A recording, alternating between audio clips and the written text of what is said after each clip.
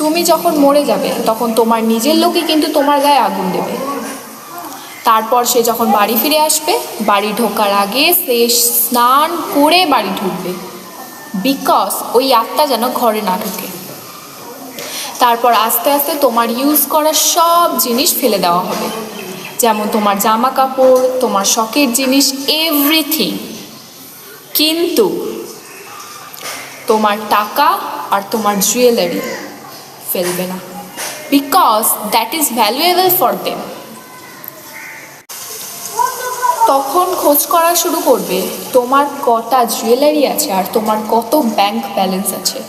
So someone for the family also you know understand the point that সবাই এটা ভাববে যে তুমি কত কামিয়েছো,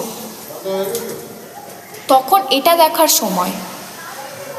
কিন্তু তুমি ম্যাটার করবে না। সো এটাই রিয়েলিটি।